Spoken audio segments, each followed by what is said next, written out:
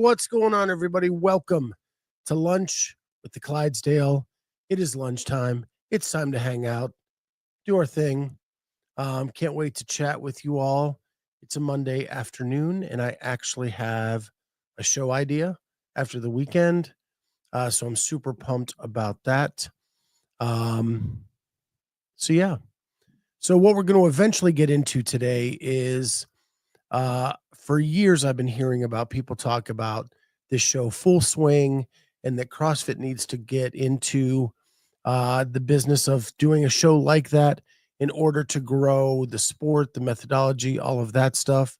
So this weekend, I actually had some time to sit down and start watching Full Swing. And I got a flood of ideas that came with it, and whether I thought that it was a viable option for CrossFit. But before we get into that, there was some breaking news today as two people have withdrawn from the Mayhem Classic. We just did our preview show last night where we made our picks for who will get their tickets to the CrossFit Games. And then this morning, this came out where the top two women on the list have withdrawn. That is Danielle Brandon and Brooke Wells. So now the field is down to 4, 6, 8, 10, 12, 14, 16, 18 competitors with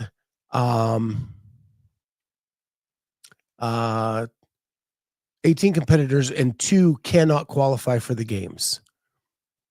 So now, instead of 2 spots out of 20, it's going to be 2 spots out of 16, which really increases the odds.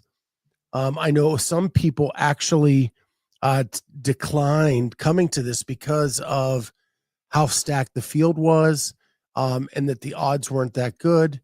And now, as more and more people withdraw, the odds are getting better and better. What I think the correlation is going to be is that by the end of the in-person qualifying events like NorCal, it is going to be insane the number of high-level athletes that will be signed up for that, trying to get those last couple spots to the games. I watched Daniel Brandon's rad tapes last night. Someone suggested it in the chat. So I watched that before I went to bed. And it is obvious in that little documentary, she has no idea what her plan is for the season. Like, this is all new with the in-affiliate semis and the in-person semis. There are 2 different ways to qualify. And so I think that everybody is like confused as to what is the best route to take to get there. And I think a lot of people are really putting their eggs in the online basket, but that's only 11 spots. And there's a lot more people than 11 trying to get those spots. So it's going to be crazy. It's going to be a crazy season. Can't wait to follow it all. But wanted to hit you up with that breaking news before we get into much else. The other thing on my mind today is Corey is the online basket is the only basket I have. Yeah, that's age group, and it's been that way for a long time, dude.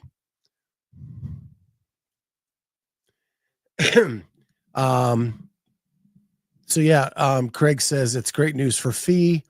It sure is, and she was one of my picks to get a ticket. So that increases her chances. She's been killing it this year, though. I think she's going to be great this weekend. Can't wait to see her out there. And I actually picked Alexis Raptis and Fee, so my 2 girls are still in it.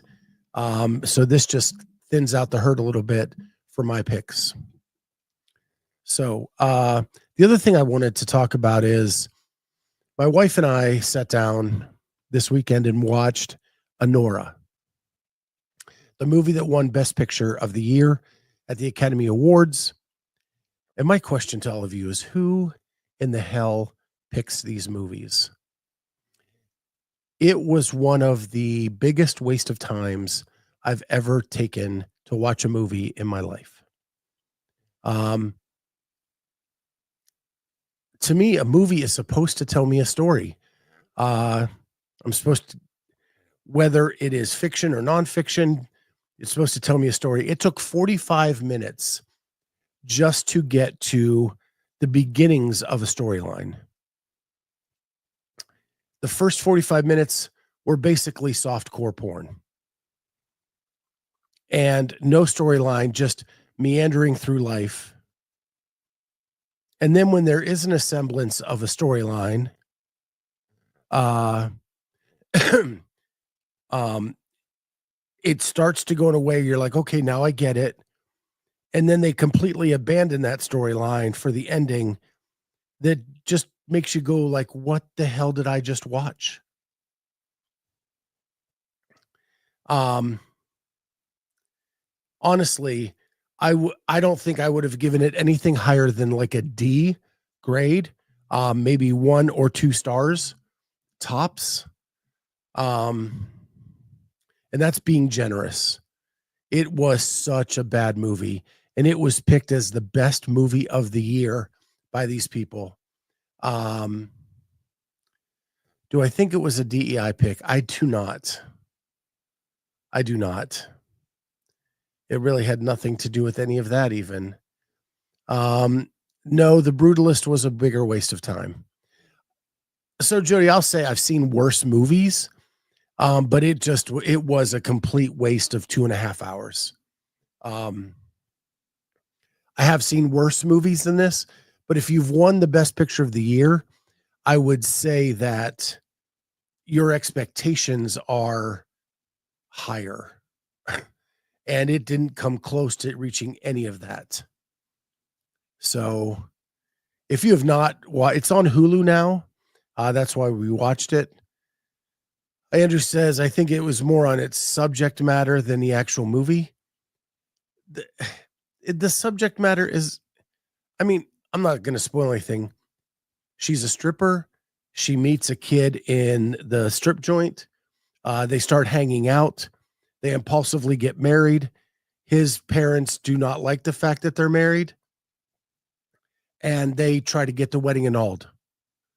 That is the entire storyline. Um, other than that, she is a New York girl with Russian um, descendants. They are actually Russian.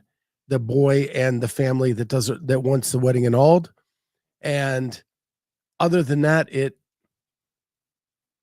made no sense. I like that is the storyline. I don't think it had. I don't know. Andrew, if you can explain to me why it won, go ahead. But I don't think that there was anything subject matter in there that was earth shattering. I think Pretty Woman did it years ago with a twist at the end. Romeo and Juliet did it centuries ago, where the parents didn't want them to get married. It's an old story. It doesn't. I don't know. Anyway, sorry, that's just my little rant. Denise, I don't know. I don't really pay attention to all that stuff, so I don't know who put the movie together. It just was it just was an awful movie. Helson Albernez says, me and my wife started watching The Pit. Thank you. Now I'm hooked. Yeah, you are welcome. You are welcome. It is so good. So good. Yeah, you like the new script, Jody Lynn? I just noticed that I could change it if I wanted to. And this is like a rock star, like, I don't know, it's some kind of rock star script. We'll use it for today. We'll see what it's like and then see what we're going to do going forward. Jeffrey Birchfield starting his online L1 today. Good luck, brother. It's a fun ride. When you get to the physical part of the working out in front of the camera for your coach, you're going to be tired. It's going to feel like a pretty big workout after that. So but enjoy it. It's a lot of fun. Denise Scott takes the movie bullet for all us. Yeah, I watched it so you guys don't have to. Really, really a complete waste of time. Now, the other thing, there's a lot of movies that have come out on streaming. So, like, I have a long list of things I want to watch. I still need to see Den of Thieves 2. The Complete Unknown came out, Wicked came out. So at some point over the next few days, my wife and I'll probably hit some of those. And I will share my thoughts on those uh, so that you guys can avoid the bad ones and check out the good ones. So, yeah. So the real thing I wanted to get into today at lunch was for a long time, I've heard like Justin Kotler and Matt O'Keefe and a lot of these ups in the CrossFit space say that in order to grow the sport, CrossFit needs to do something like Full Swing. And so this weekend, I had some time. I was babysitting my daughter's dogs. So I couldn't really go anywhere, and I just had to take them on walks. I started watching Full Swing. I'll say I am hooked immediately. I am not a golfer. I have golfed, and I used to golf a lot, not so much anymore. I watch maybe a few hours of the Masters every year and maybe a few hours of another major. That's about the extent of my golf watching. But the stories that this show is telling suck me right in. And I think that's what they're getting at with that CrossFit needs to do something like this to help grow it. What I will say is after watching it, that I think that CrossFit has done some of these things. They've probably done all of these things, but there's a piece in this thing. There's a piece in this thing. There's a piece over here. And what Full Swing does is it brings it all together into one cohesive episodic documentary series. I think the one example that I could find where CrossFit did it the best was in A Road to the Games in 2016. And I have it here so you can see it. It was Road to the Games, Josh and Brooke, episode 16.06. And this episode of Road to the Games is the year after Josh missed out on the games and was making his comeback. And so the beginning of the episode talks about Josh not making it, seeing the huddle of the 5 athletes who did, him far away from it, like great shots of all that stuff. And that what was he doing in order to make it back the next year? Then the contradiction to that was you have Brooke Entz coming off a CrossFit Games season. She gets picked to be in the Wonder Woman movie and the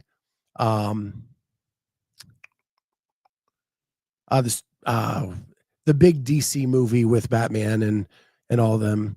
I don't know why I'm brain dead. And she didn't get to work out as much in the off season and is trying to make it back to the game so that she has time to get back into shape. So you have Josh, you're right, Jay Birch. Yeah, Justice League. And it's long-haired and bearded Josh. Yeah, it's when he first gets out of the Navy and he lets his hair grow and he first gets the mustache and the beard and he comes to make his comeback. And so they're showing like piece by piece how they're actually showing the struggle as the workouts get announced and him struggling with like strict Nate and trying to get the strict muscle ups done and him and Dan Bailey working out the house, trying to get them figured out. You have Brooke Entz looking at things going, wow, that's not going to be in my wheelhouse. How am I going to do that? And then they go to the West Regional in California at Del Mar and they show how it all plays out. And you have Josh hitting home runs, hitting doubles, hitting triples with everything. And you can tell he's going to make it to the games. You have Brooke Entz not doing so well and it all kind of unraveling. And it's famously the episode that she kind of goes off on Mars. Um, he is filming, Heber is filming. She walks out of the arena to like an outdoor event area and sits on bleachers, is crying. Like it is a big unraveling, and you're watching it all kind of unfold in front of you. Because when I was watching Full Swing, and the reason I say that is most of the stuff that CrossFit puts out now are all the feel good stories, all the this person achieved this person achieved that. Those things only mean so much unless you know where they came from to do it. And Full Swing does an amazing job of showing golfers that were in a struggle and overcame those struggles in the same episode to then redeem themselves in their struggles. They feature Brooks Koepka, who was the best golfer in the world from 2017 to 19, and how at the Masters in season 1, he just starts unraveling at the Masters, and that he's starting to question himself and loses his confidence. And how can he become great again if he can't believe in himself? And then you have the story of Joel Dolman, who was the 70th ranked golfer in the world, always is self-deprecating, always says he's not good enough to be on the course, always says all those things. And then he gets to the US Open, barely qualifies to get in. And after 2 rounds, he is in first place at the US Open at a major, and he's never even led a golf tournament before. His mom died of cancer. He had testicular cancer that he overcame. And then here he is at the US Open, one of the majors of golf, winning after 2 rounds. And so they do a great job of piecing all of this together to see what they came from, to see what they're overcoming. In fact, his wife just got pregnant, and they weren't even sure they could have kids because of the testicular cancer. His wife gets pregnant. They show them stroller shopping, and then bam, you're at the US Open, and he is kicking ass and taking names, and you can see confidence building in him. And he ends up finishing in 10th place, and he wins $500,000, money he's never seen before. It was the coolest. It is really a great show, and really it shows what CrossFit has done these parts. Sevon's behind the scenes do a great job of showing that emotion, showing those things that you don't get to see. Road to the Games did a great job of like setting things up. The documentaries do a great job of showing the action on the floor. All these, Hiller does a great job with those like 48 hours with Hiller. What's going on with this athlete? But nowhere do you have all of those components together in one seamless storyline like Full Swing has showed us it can be done. Now, last night in the chat, Hiller jumped in, said that we are going to love the Jason Hopper story that's coming out soon, which now has me excited because he heard my mini rant last night and said that the Jason Hopper thing we're going to love. So I'm really, really looking forward to that, to see what he's going to do with that. And this Road to the Games is the closest example I could find to it. And I don't know if you can see these stats. I have a software that gives me numbers about everything and everything I watch. So right over here are the total views for the documentary, for this Road to the Games. Over 3 million views. Over 3 million views. CrossFit has 1.1 million subscribers. That means 3 times the number of subscribers watch this Road to the Games. So it was successful. And I hope that CrossFit is looking at these numbers saying, man, we could kill it if we just did more stories like this, better storytelling. The other interesting thing about Full Swing is when I'm watching this, it's season 1. Liv is trying to make inroads into the golf world and create a competing league. And the parallels between it and the WFP are uncanny. First of all, we've heard rumors of a sale with CrossFit, and then they've said they are selling. Saudi money backed the Live Tour. There are rumors that Saudi money is backing an effort to buy the CrossFit company. And the political backlash behind all of that was huge at the time, which I didn't really understand until I was watching Full Swing. Live versus the World Fitness Project, they both offer guaranteed money to the biggest athletes in the world to try to get them away from the other entity. And they made the money whether they showed up or not. Full Swing shows how on the PGA Tour, a golfer makes nothing unless they make the cut at a tournament. If they don't make the cut, they walk away with zero. And there are so many competitions that a CrossFit athlete pays to go to, and if they don't make a certain placing, they walk away with zero. And age group athletes know that even more than even elite athletes. A lot of times there you have to podium or you win nothing. So I've thought that was interesting. It's really hard if you're an athlete going to all these competitions and you're losing money going to them. And then you have an entity coming in offering you money to come over with them. And it's guaranteed, so you can actually pay for your trip, pay for things like that. It's really hard as an athlete to say no to that. But what the Live thing did is it really split the golf community up. It split the big golfers. The PGA banned golfers who went over to Live, and then they could not compete in the PGA Tour anymore. It split the whole community up big time. And you see that happening here with what happened at the games and then WFP coming in. You can see the split happening and people taking sides. And I don't think that is a good thing for the sport, for the methodology, for any of that.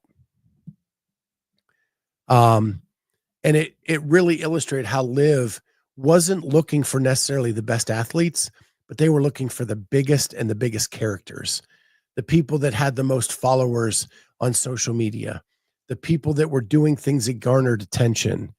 And they do a whole episode on Ian Poulter, who was the guy that wore the crazy colored pants, the wild shirts, had his hair dyed in different colors, and that was more important to the success of Live than whether he was a good golfer or not.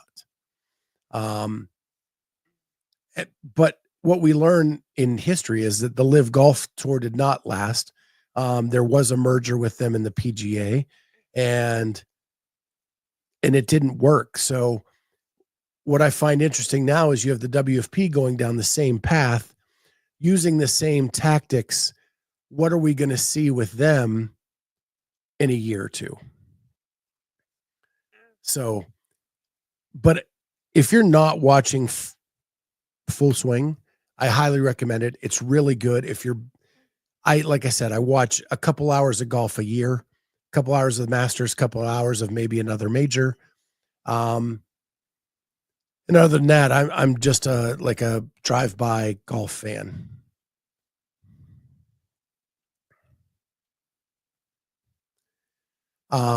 Lynn makes a great point, and I made this point last night. The difference between Full Swing and CrossFit is Full Swing shows the good, the bad, and the ugly. CrossFit is very PC. You have to have athlete involvement in this. Brooks Koepka unraveling at the Masters and then talking about it with the people with Netflix is showing him at his worst on the golf course, and questioning his ability. That's why Full Swing makes a bigger impact, because then when Brooks Koepka makes the comeback, then it is more, it's more powerful when he makes the comeback. You have to see the bad to appreciate the good. And so Lynn is exactly dead on. And that's what's amazing about this road to the games that I shared with you, the 16.06. Brooke Ends shows herself unraveling. The problem we have with Brooke is that she never did make the comeback. She only made that one games appearance, and then she hurt her neck, and then everything kind of went downhill from there. But if I'm CrossFit at this moment in time, I get someone embedded with Gabby McGowan, getting video of her rehabbing, getting video of her struggling through the rehab, to finish second at the games and be at Rogue killing it, to then blow out your Achilles just at the most inopportune moment of your career, of that competition. Get that footage from Rogue and then make a storyline from there forward and get the comeback.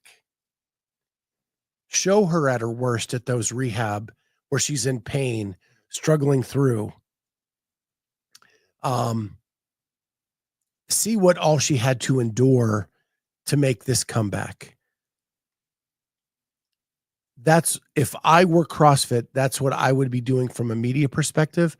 I would be looking for those storylines.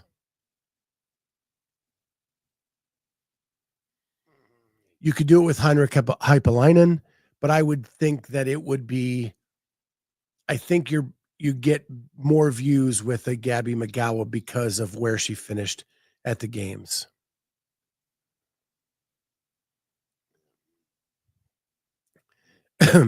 Kenneth says, like old WWE promos when a wrestler was out injured but coming back, returning soon.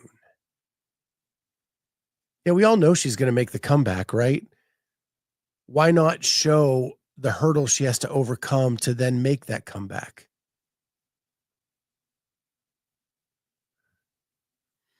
And Lynn's right, which is okay too if someone can't make the comeback, but still are trying because that's real life. And a lot of people love Gabby. That's why that would be the one I would try to get the story. That's the story. You know, it wouldn't hurt to have someone embedded with Sarah Sigmund's daughter, all these years of struggling. She's making one more run at it. Whether she makes it or not, it's a story to follow. We've seen her out on the floor struggle. We've seen her out on the floor get injured. We've seen all that stuff. It'd be a great storyline. The opportunities are there for CrossFit to take advantage of these things. And like I said, they do a good job in pieces and parts.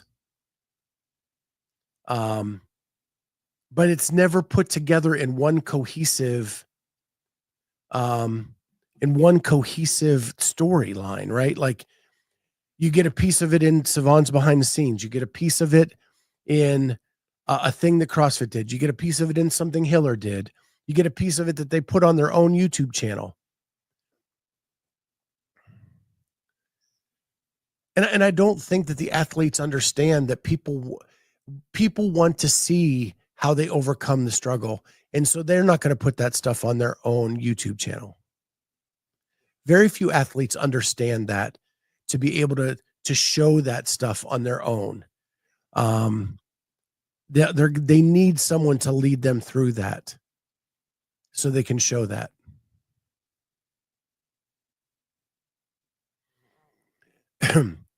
Jody Lynn says, retire early and go for it, Scott. Man, if I could, that would be the dream. That would be the dream, Jody.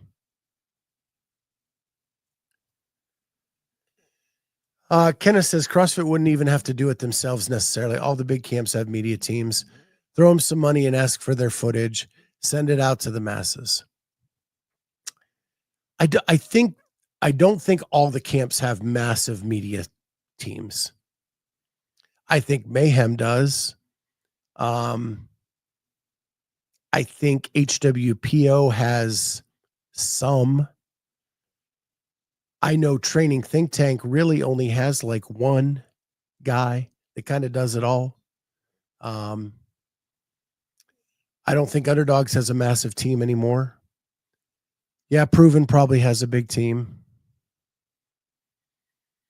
I think they really just contract their stuff out periodically, but like Mayhem has an entrenched team that knows. Yeah, Corey. TTT has CTP. Yeah, you know me. um, and I love CTP. He is so cool. Um, but yeah, I I just think that hell, the Alexis Raptis story, um, getting through all the stuff that she has in her illness, and she's kept fighting through it all.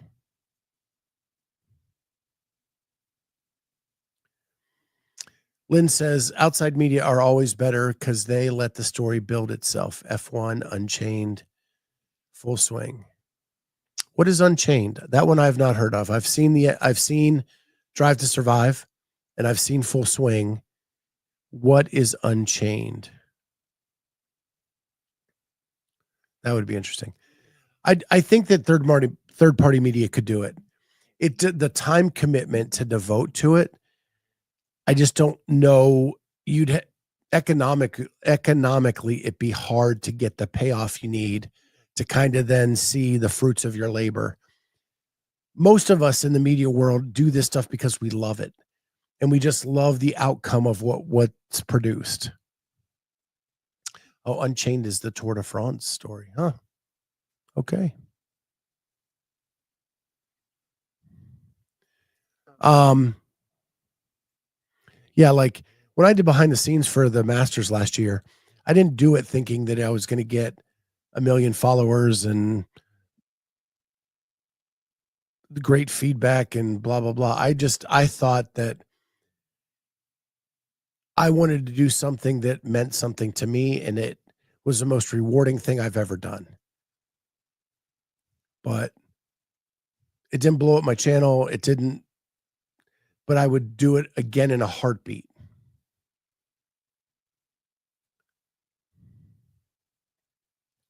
So,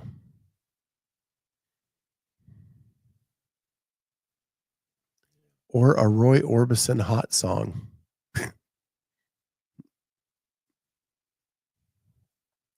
Okay.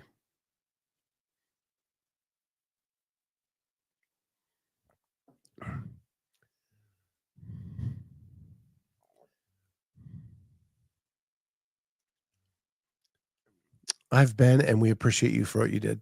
Thank you. Thank you, Corey. Thank you, Denise.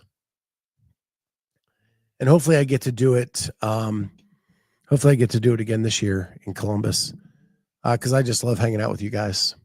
I love your stories. And I think that's what that's the other thing that I got out of Full Swing. The Joel Dahlman story, he was 70th in the world. Mother dies of cancer when he's a junior in high school. He gets testicular cancer at 23. And he goes on to make the top 10 at the US Open. CrossFit doesn't go down the leaderboard that far. To grab that at the 70th player in the world and to tell that story because it was the best story to tell, not because they were the best athlete. I think those are things that get in CrossFit's way as well. But I kind of tend to believe that Lynn is right. I think outside media are the people that are going to have to take the bull by the horns and get it done. They understand it better. And again, Hiller jumped in the chat last night and said this Jason Hopper video is going to be awesome and that I'm going to like it based on what I said last night. So hopefully we see a transition towards this kind of storytelling again, because I think that's what's missing in the CrossFit space right now.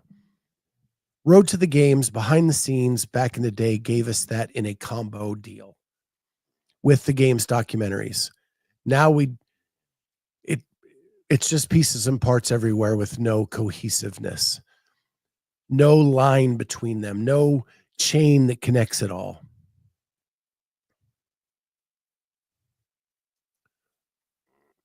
The Hopper vid is awesome. Watch it.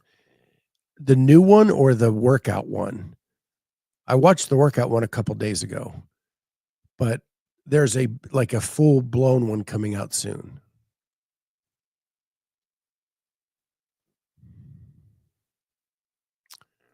And now BTS is behind Savon's paywall. It is. It is. Like a, and you guys can do what you want to do. For me, I would pay, if I went to the movies, I would pay $20 to $30 for my wife and I to go to the movies. And I just viewed behind the scenes is that much entertainment for me. I enjoy it more than going to a movie. So that's how I justified the price of paying for a handful of episodes every month. It doesn't mean that you guys believe the same. But for me, and I'm so glad I did it this year, the behind the scenes from this year are really helped me put the pieces of the puzzle together. And I've said that before. And it makes me understand what was going on behind the scenes last year. So, the problem with this Corey right now is he's only putting them up for a couple hours and then taking them down. Because I do believe that some people think that there is content in there that they don't want released widespread. And so he's only putting them up for a short amount of time so they don't get pulled. Any other year, great advice. Wait till they're all up, pay the fee, watch them all. This year, I don't know if that's going to happen because of the content in them. I mean, just total transparency, it's probably the last recorded voice of Lazar is in these behind the scenes.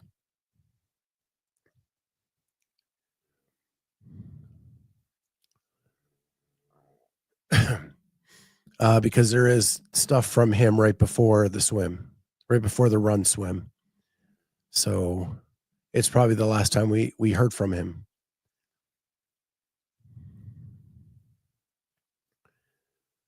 But again,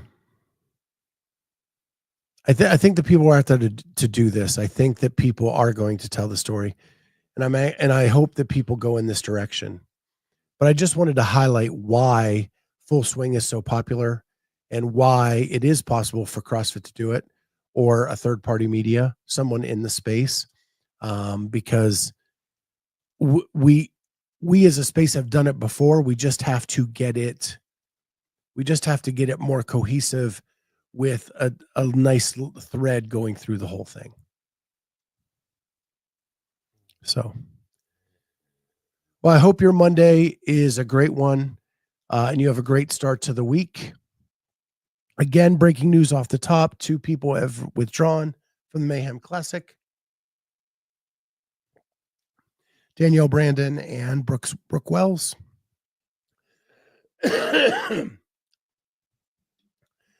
So with that, and don't go see Honora. It was terrible. With that, you knuckleheads get back to work. Lunch hour is over. We'll see everybody next time on Lunch with the Clydesdale. Bye, guys.